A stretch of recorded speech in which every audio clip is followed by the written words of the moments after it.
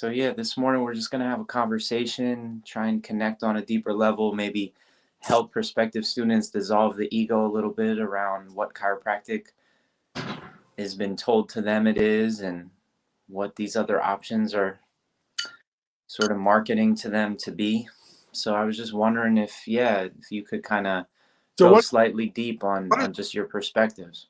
yeah. What is your source of prospective students? What is my source? Yeah.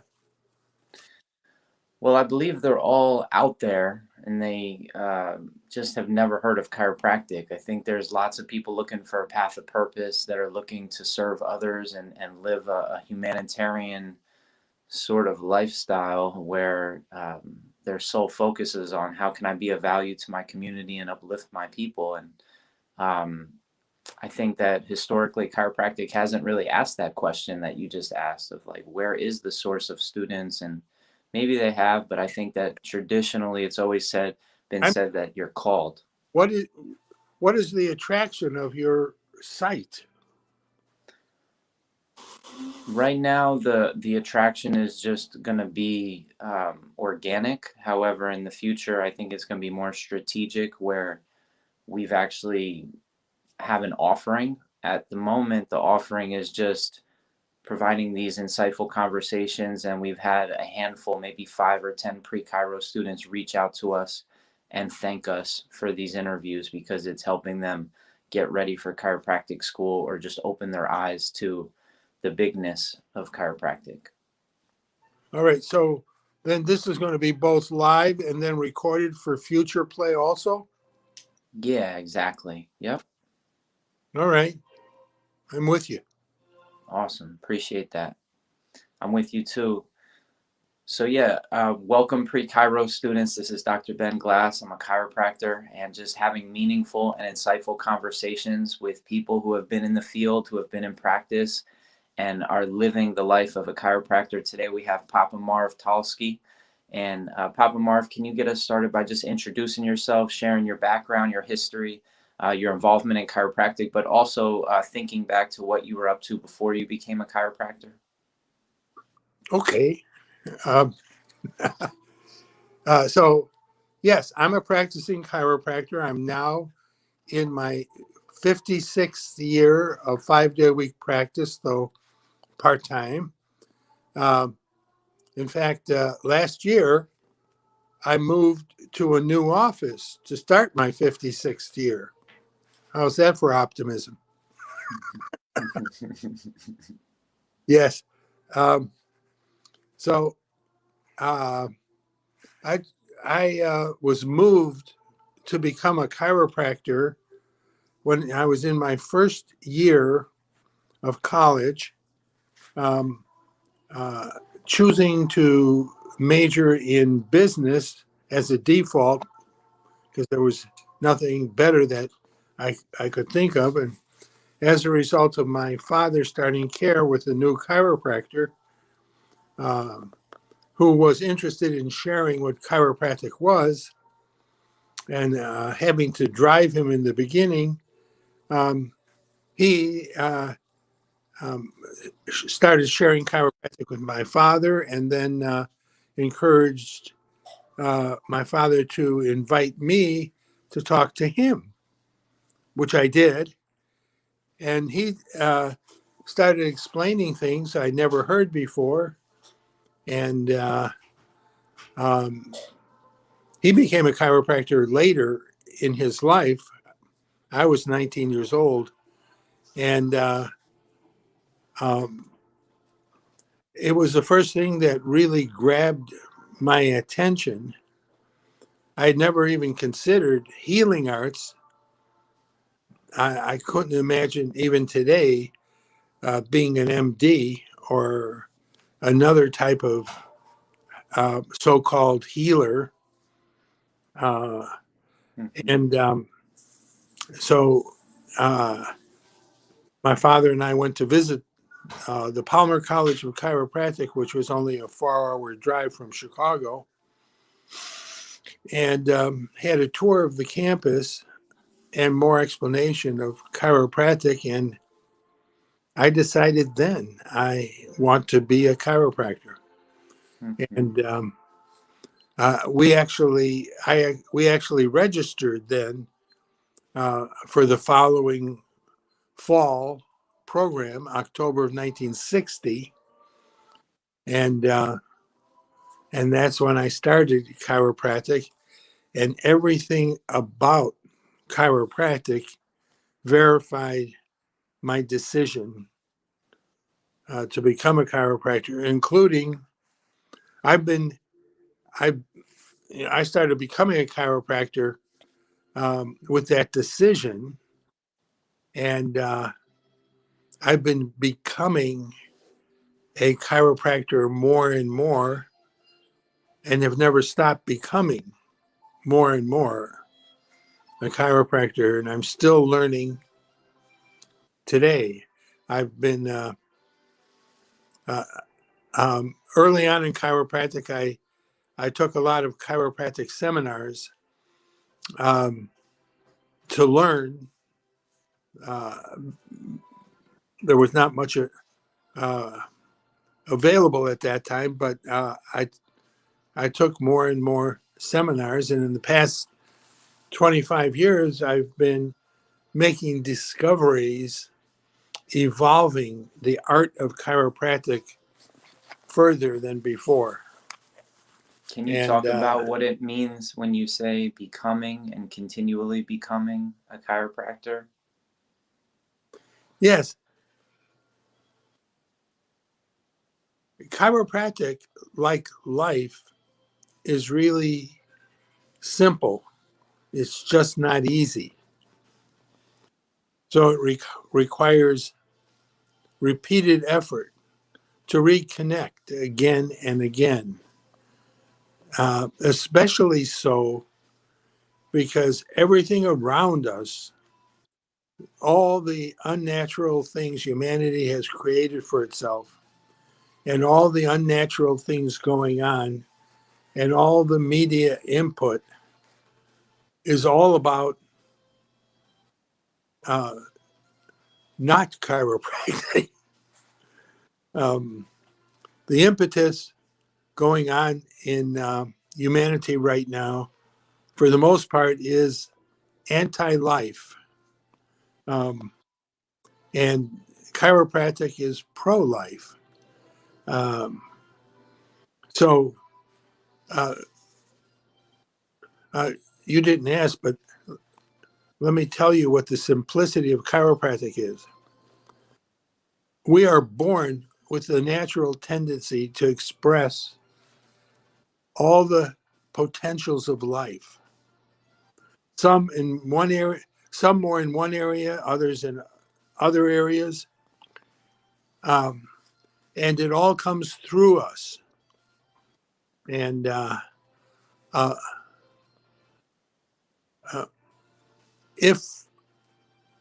if we can reconnect to the source of who we are, um, chiropractic uh, is a life affirming, um, vitalistic practice, um, um, dependent on the potential of each person's own life and own body.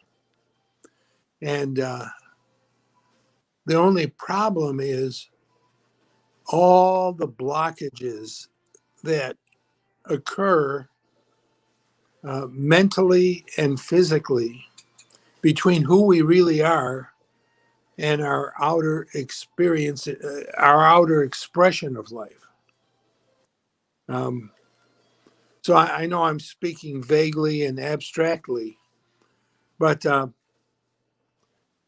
let's just say this: love, joy, creativity, um, and your own personal potential is who you are, and is always seeking to express. And if there's no blockages, if there's nothing in the way. So we have, unfortunately, an abundance of mental, emotional, and physical blockages that not necessarily that we were born with, but what our unnatural uh, environment and lifestyle keeps pouring into us.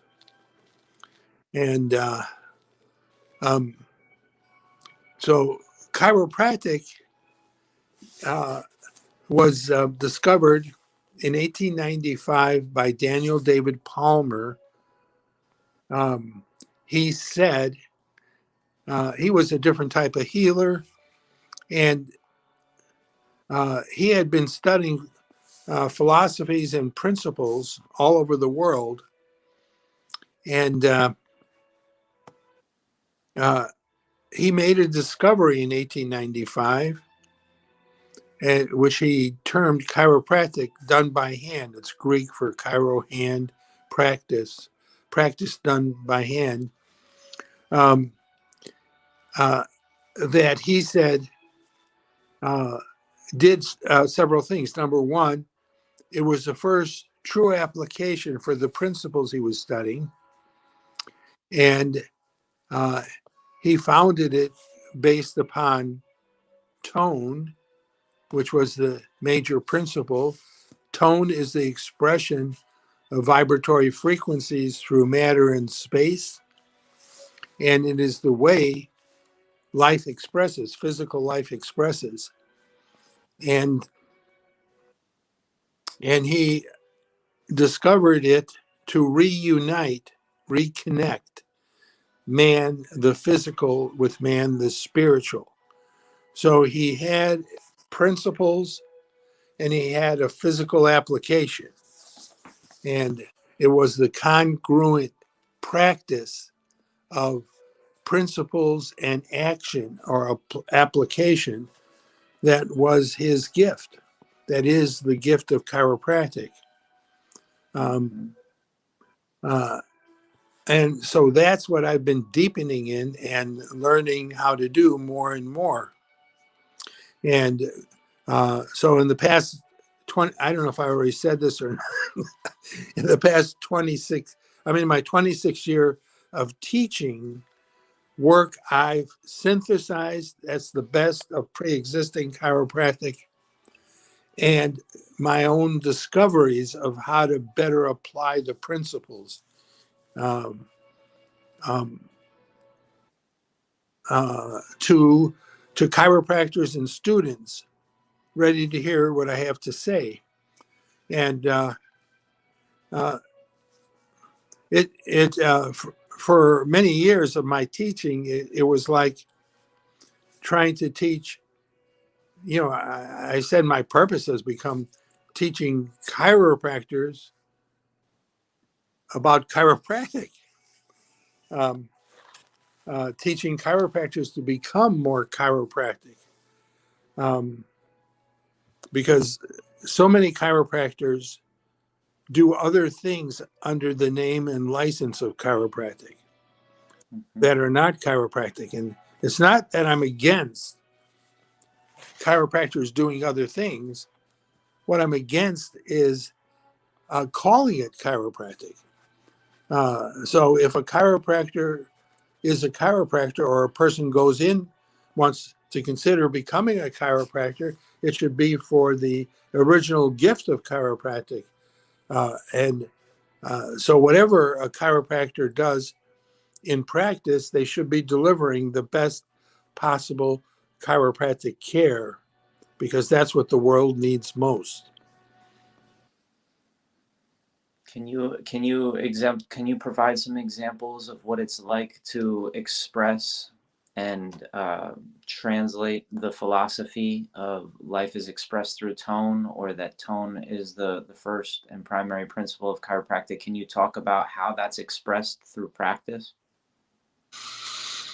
Well, that's expressed through practice to the degree that we as chiropractors connect with our highest self with the intention of finding and reducing physical blockages to the physical expression of life. And it is the nervous system, the brain, the spinal cord, the peripheral nerves, and far more than we have thought the nervous system to be. So I've redefined the nervous system by function rather than by anatomy. So the brain and spinal cord are uh, the equivalent of the central processing unit of a computer. And the rest of the nervous system is those tissues and systems that carry information to and from the CPU, the brain and spinal cord. And uh, and that's all done through vibration. And uh, a lot of people think of, when I went to school, a lot of people thought of chiropractic as a purely physical system that deals only with the physical body. And parts of that are true. But then during the 80s, the 1980s, energy work became popular in the world. And people thought, because it became aware that interpenetrating and surrounding all living matter is a field of energy. And this energy can be felt or assessed and actually can be manipulated. Mm-hmm. So people thought chiropractic was energy work. And that's in mass consciousness now, that energy interpenetrates and surrounds the body. It's important to understand that it interpenetrates and surrounds, not just surrounds. Actually, we go around with a clearly physical body within our own field of energy, is really what it is. And energy is an expression of what's going on in the body. But what has not come into mass consciousness yet is that interpenetrating all physical matter and the energy field of the body is an unbroken field of intelligence.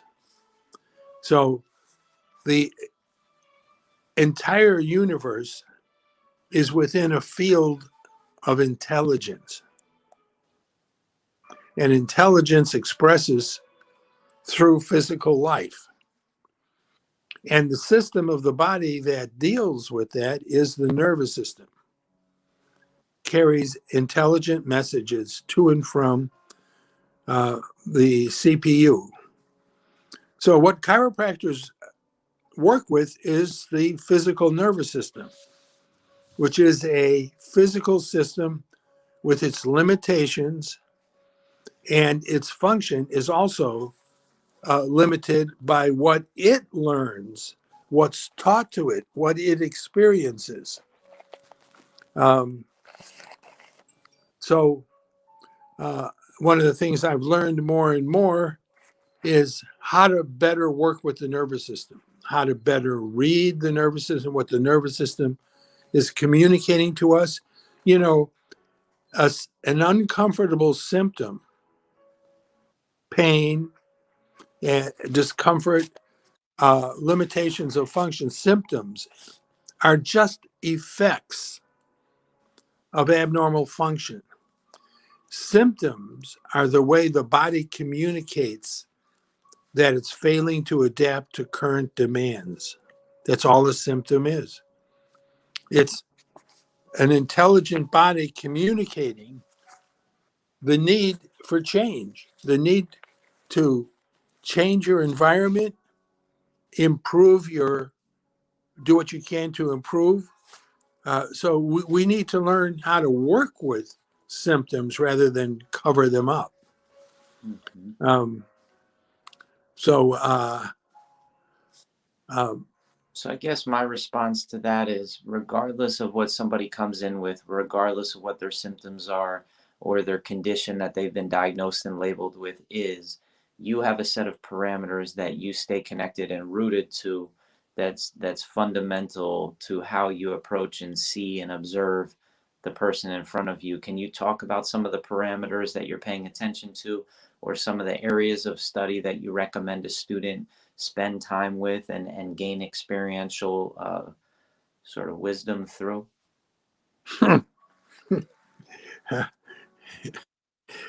There's a saying. There's a saying regarding the Torah, the original Testament, sometimes called the Old Testament, is uh, it's a comprehensive study in four different levels. And there's a saying, how can you explain the Torah standing on one foot? Which means cut to the chase. And because how long can you stand on one foot? And uh, remove the details and get to the essence. Um, so, uh, um, I love the details, by the way. I would love for you to share as many details as you want in regards to but just kind of how you work with people, or how you see people, and how you observe people that have been working with you over time, or entering into your office for those experiences consistently over time. yes, the thing I'm going to express some of those things, but it's important. It's important I say a few things first. Um, uh, in understanding symptoms and discomfort, um, the medical profession, which was originally designed to handle acute and emergency situations, acute meaning self limiting diseases, short term self limiting diseases that have healing crises, and injuries. We know what injuries are: stop the bleeding, help a person breathe, um, uh, help a person survive an injury, and create an environment uh, that allows healing to occur. That's what medicine shines at. Practice of medicine shines at acute and emergency situations. But since the beginning of the 1900s, we have we've gotten um, uh, many of the acute and emergency things uh, for lessened, so they're not as big as they used to be. And what has happened is the unnatural environment we created has created chronic ailments, ailments that that persist or keep recurring, um, which is different, totally different than acute illnesses and emergency, um, which medicine still shines at.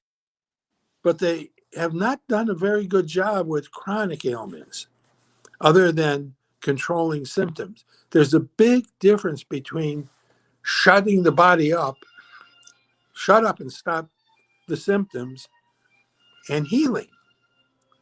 Um, so, so symptoms are really our friends. But many of my practice members, a patient is someone who comes to you because they have a pain. A practice member is someone who stays because they are finding out that chiropractic helps them live life better. Mhm. Um, so among my um, the people that stay, um, they say, but the symptoms are so uncomfortable. And I say, would you be paying attention to them if they weren't? What do you need to change? What do you need to do? So medicine, I'm getting to the point, by the way. So, uh, um, so medicine says there's over 2,000 named diseases or conditions, uh, but they all have one thing in common. Ben, do you know what they have in common? Uh, they're all stuck in a pattern. All chronic ailments are stuck in a repeating or predictable pattern. That's their commonality. So medicine says there's 2,000 diseases, gives them names and personalities, and you treat each one differently. But they're all effects of abnormal function. Chiropractic, in its original sense, says the body is either functioning appropriately or it's stuck. Um, so chiropractic, in its in the art of the application of the principles, is about um, uh, observing certain signs and indicators and doing whatever tests you can to verify where in the neurospinal system it's most open, receptive, and responsive to corrective input. So you ask the signs. So some of the signs are what we call functional leg length deficiency. So when the, the principle there is when the body is subluxated. Subluxation is the term chiropractors use for the unique problem that we look for, which is more functional than anatomical. It's sort of like a circuit breaker. A circuit breaker we design into electrical systems and computers and things like that, because when they reach a point of getting overloaded or damaged, the circuit breaker blows and stops function.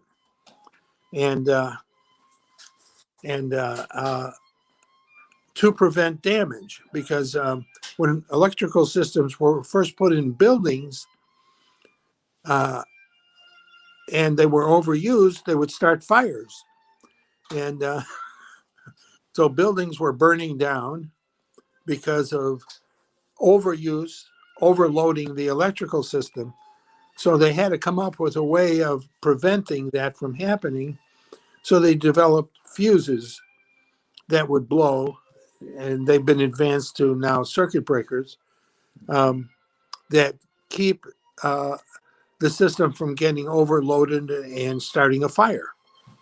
Uh, well, we don't have fires in our body, but and the nervous system is much more complicated than an electrical system, but it has safety mechanisms to prevent damage, and we call that a subluxation.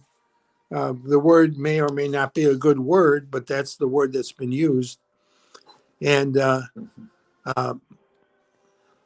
so so we look for the indicators in the body, such as functional leg length deficiency, uh, abnormal tension creating foot flare, um, supination, axial tension, just straight stretching, um, abnormal breathing patterns, abnormal muscle contractions, um, things that can be felt with your hand.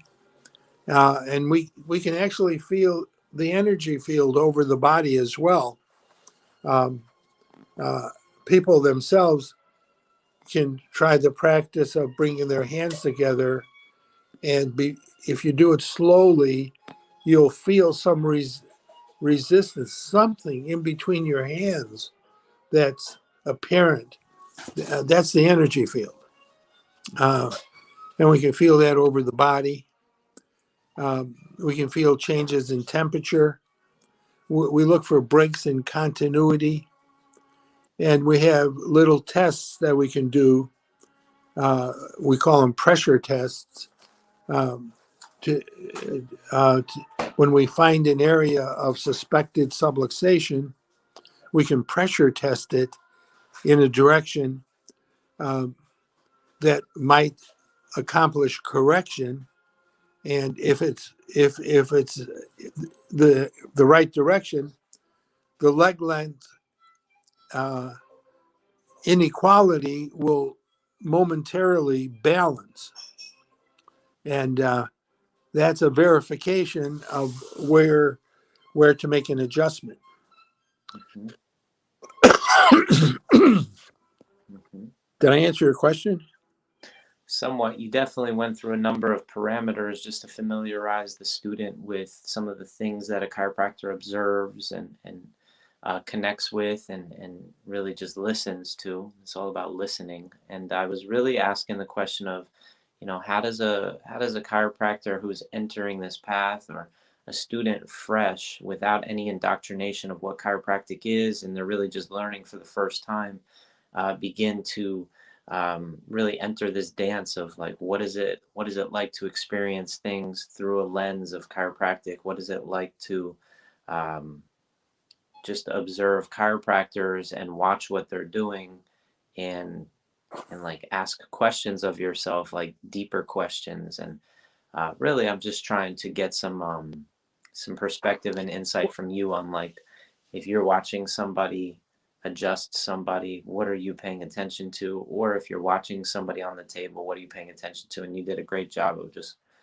kind of acknowledging the specifics. And you were like telling me, okay, you're telling me, just give me the answers. And it's not really what I'm asking. I just want, like, what goes through your mind? Like, what are you thinking about? What is in your consciousness? What concepts do you have? What is the image that displays in your mind when you're working with somebody? Uh, the biggest the biggest question is where at this moment is the best place to communicate a corrective intent. That's that's that that would be the number one question. There's more to it than that, but that would be the number one question. Uh, Hmm. where is the window in Hmm. uh, into the system? Hmm. Um, uh, the real value of practicing chiropractic is being present. Um, being present with yourself and being present with the person there, open to what the body's telling you to find out where you can communicate a corrective intent. So, I've redefined things by enlarging the concepts of what we're looking for and what we're doing. So, one of the things we call the corrective thing we do adjustment, but it's the living body that makes the adjustment. So, what does the chiropractor do? He communicates to the body where it needs to be reset. Uh, it's not a fix it thing. So, we're working with an intelligent system. So, the adjustment is really the communication of corrective intent through touch at uh, the most appropriate place in the neurospinal system at that moment to facilitate it to make the adjustment, um, either by the chiropractor providing the force or just facilitating the body to harness its own forces and convert them to corrective forces, uh, its own forces of muscle action and breath, um, to make the adjustment. Hmm. Did I answer your question? Absolutely. Can you just touch on the seminars? You said you've been teaching for over 25 years. What are your seminars sort of aiming to introduce a student to or broaden their context? And also, I believe you recently did a class that's available online. We'll post a link to it, called The Power Behind the Adjustment. And I The- believe that's what you just eloquently described. But is it really just giving an opportunity for a student to walk with you for a few steps down their path and really just pay closer attention or expand their perspective on what's possible as a chiropractor? Um, so what I've been teaching is the evolution of my work in um, developing the art or application of the principles. Um, so I start my seminars. So first of all, my seminars are 3 days: a Friday, Saturday, Sunday, usually, but they can be any 3 days. Um, and I start my seminar by reviewing the principles, because if you're going to deepen yourself in applying the principles, you have to know the principles, or you have to learn the principles. So if a principle is a principle, it should never, ever change. A principle is an observation of universal truths as they apply to either physical matter or non-physical matter. That's a principle. Um, and Chiropractic uses a deductive logic, which is different than an inductive logic. So a deductive logic always is based on a major premise, and then everything is deduced from that. So the listen to this.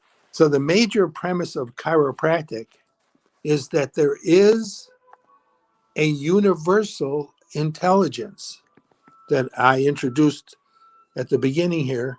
There is a universal intelligence which is constantly giving to all matter its qualities and characteristics, thus maintaining everything in existence. Everything meaning all physical matter, the entire universe in existence. So everything is derived from that. Um, the recognition, the understanding of intelligence, a guiding intelligence, an intelligence we can connect with, an intelligence that can guide us. I didn't mention intuition, but I go into it, an in-depth explanation and teaching of how to increase your own natural intuition. That is the gaining of valuable answers and guidance, um, other than from your five senses. Um, and that's why keeping the major intent in the forefront, reconnecting again and again to your highest self, reconnecting to the person, and constantly having the question at hand: where is the best window into the system? Um, and then the adjustment is really the communication of corrective intent through touch that an intelligent system can take it and work with to begin the process of reversing subluxation development to subluxation reduction. Mhm. Mhm. Did I answer your question? Absolutely. Yeah, no, thank you. I appreciate it. And really, I just wanted to catch the vibe. I wanted to have you express your frequency, where you're coming from, what you're about, and who you are, and just introduce you. I believe it's important that we acknowledge the lineages that came before us, the people that came before us, and our lineage in chiropractic is very sacred. And Yes, um, have, I have my mentors and my teachers that I acknowledge at every seminar. mhm, You know, like any art, um, it should be built on the contributions of those who came before you. And I do that. mhm, mhm. And I do that as well. I think that something to know about me is I always reflect. I'm always reflecting. I'm reflecting on my experiences. I'm looking for the subtleties that I can just journal and kind of write out loud to myself. Into my own consciousness of things that I'm processing, things that I'm becoming aware of and deepening my awareness of. And it sounds like that's what you mean when you say that you've been deepening your practice for the last 25 years. You've been teaching and continuing to evolve the application of the principle. And I think that's where this pre-Chiro project came from, is my recognition that school is incongruent with the path of becoming a chiropractor. And if I could continually come back in my journal processing and my deepening of my awareness to that recognition of what part of this experience serves me and helps me become more whole and become more aligned with who I know myself to be, and continuing to understand who I am, that's going to be that's going to be the practice that keeps me going, that keeps the fire lit inside to become a chiropractor one day. Uh, that's exactly what my seminar is about. Mm-hmm. Mm-hmm. Yeah, and I think that it unfortunately needs to be a constant reminder for students.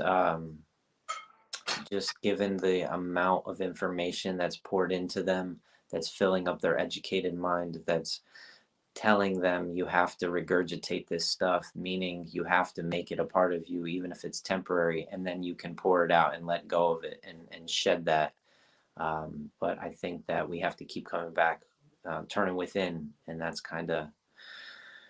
what's going to get you through chiropractic school, because it is a really long program. Even though 3 years doesn't seem like a long time, for some people it takes 4 years, some people 5 years, and that's just to get through the education. And so although I am trying to introduce pre-chiro students to people such as yourself who have this great message of chiropractic, the recognition is that it is an academic program that is not necessarily going to provide you with any of what you just described unless you seek it out yourself and stay connected to it once you've found it. So that's why I want people to find people such as yourself before they enter school, so that they can remain supported and remain connected to the reason why they went there in the first place, and not get burnt out, not get out of school and not have clarity of, what Yes, they've been working on this whole time.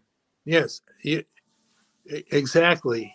Um, I teach just as many students as I do at practicing chiropractors, and to give them just that, and um, and to keep them on track. Yeah, both as a student and then later on in practice, you have to keep coming back to staying on purpose. Um, Mhm.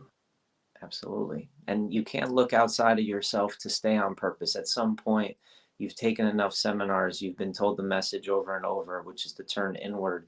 And you really have to remember that. You have to keep remembering that and keep you have listening, to keep reconnecting. keep reconnecting. Reconnecting is the key. And that can look completely different for everybody. That's the beauty of chiropractic, right? Is it doesn't tell you who to be, it doesn't tell you how to be. It just tells you what is, and it allows you to find your truth. And ideally, you stay connected to the simplicity of it and don't So try and make it more complex than it needs to be.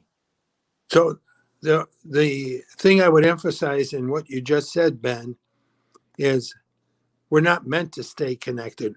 We're in life, we're not meant to stay connected. The key, it took me years to find this, is we you it's impossible to stay connected. The effort is to reconnect again and again and again and again.